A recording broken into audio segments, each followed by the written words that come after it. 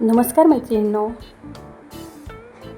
आजच्या दिवसाची सुरुवात मी माझी स्मार्टवॉच सेट करून केली. कारण माझी स्मार्टवॉच दर 2 दिवसांनी रिसेट होते आणि टाईम मागे पुढे होतो. त्यामुळे मला प्रत्येक 2 दिवसांनी स्मार्टवॉच सेट करावी लागते. असं तुमच्यासोबतही होतं का हो?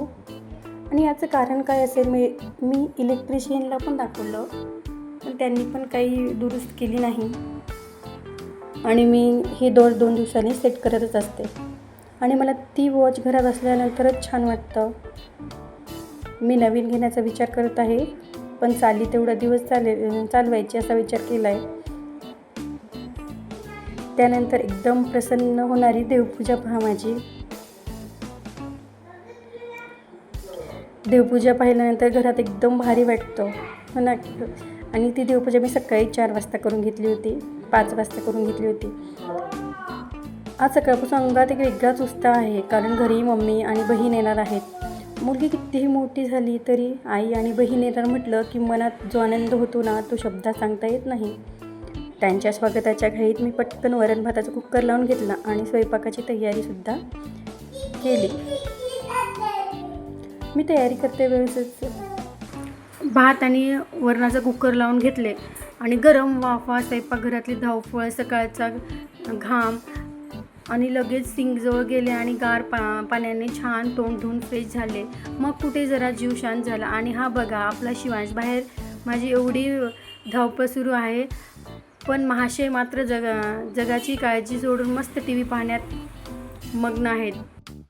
आता मी भाजी चिरायला बसले आहे. भाजी चिरता सहज मनात आलं, आपण महिला रोज सकाळी उठल्यापासून रात्री झोपेपर्यंत फक्त पळत असतो. घर, मुलं, काम या सगळ्यात कधी आपण स्वतःलाच विसरून जातो. पण मैत्रिणींनो, एक सांगू, आपण जर स्वतः खुश राहिलो ना, तरच आपण आपल्या संपूर्ण घराला आनंदी ठेवू शकतो.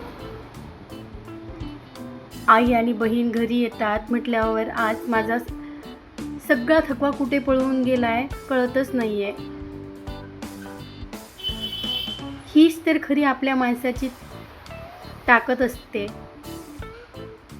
रोजच्या धावपळीत स्वतःसाठी थोडा वेळ नक्की काढा आणि स्वतःसाठी जगायला शिका.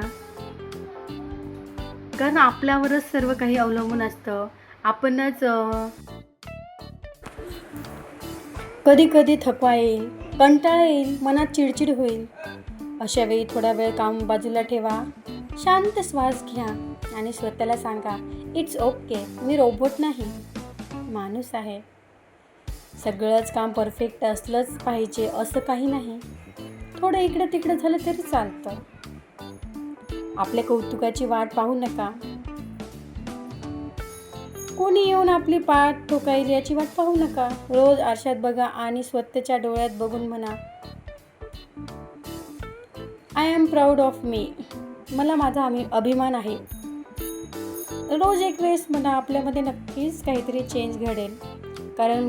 कारण रोज सकाळी उठून स्वतःचे सगळे त्रास बाजूला ठेवून चेहऱ्यावर हसू आणून कुटुंबासाठी उभं राहणं, यापेक्षा मोठी कोणती ताकद असूच शकत नाही. लसूण वगैरे सोलणं झाल्यानंतर भाजी स्वच्छ करणं झालं, कुकर लावणी झालं आणि भात वरणाचा कुकर झाला होता. एवढ्यात मम्मी आणि बहीण आले.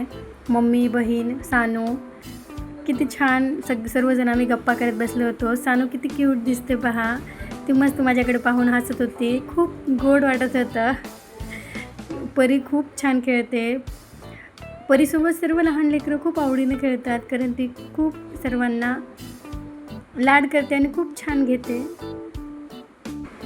थोडाफार गप्पा झाल्या. आम्ही गप्पा मस्त मारत बसलो होतो आणि तेवढ्यात थोडेसे पोहे करावं असं म्हटलं. मम्मी पप्पा ते म्हणाले, आम्हाला कोणालाच भूक नाही. पण बहिणीचे सासरे बाबा पहिल्या वेळेस घरी आले होते, त्यामुळं मी थोडेसे पोहे बनवले. कुणीच खाल्लं नाही, पण थोडं दिलं सगळ्यांना. पहिली वेळेस आले, योग्य नाही वाटत म्हणून. आणि सगळ्यांनी तिकडंच जेवून आले होते. पप्पा मध्ये येऊन गप्पा करत होते. मम्मी पप्पा आणि पल्लवीच्या गप्पा मस्त, आमच्या गप्पा छान चालू होत्या आणि खूप मस्त छान वाटत होतं. मस्त गप्पा चालू होत्या आणि पप्पा काहीतरी सांगत होते आणि पल्लवीचं काहीतरी मस्त चालू होतं. ते हसत होते. मम्मीला पल्लवी हसत होती. मम्मीने आणलेला खाऊ, शंकरपाळे, लाडू, लोणचे वगैरे मम्मी घेऊन आली होती. चिवडासुद्धा आणला होता आणि तेच खाऊ आम्ही खात होतो सर्वजण बसून. आणि सानूसुद्धा खात होती. हे पहा किती छान छोटे छोटे दातांनी ती खात होती. आणि संध्याकाळचा भेट होता सोयाबीनची भाजी. ते सर्वजण गेल्यानंतर मी घर सर्व आवरून घेतलं आणि संध्याकाळीच्या सोयाबीनच्या भाजीसाठी टोमॅटो, कांदा आणि सर्व मसाले उकडायला ठेवले होते. आणि तेवढ्यात मला लक्षात आलं घरामध्ये कोथिंबीरच नाही. लगेच घराजवळच मार्केटमध्ये गेले आणि कोथिंबीर घेऊन आली. त्या मामांना विचारलं अद्रक आहे का? ते म्हणत नाही बाई, मी ठेवत नाही सध्या अद्रक असं म्हटले. मग ठीक आहे म्हटलं. फ्रेश कोथिंबीर घेऊन मी घरी आले. येते वेळेस शिवांशला काहीतरी चॉकलेट खायचं होता.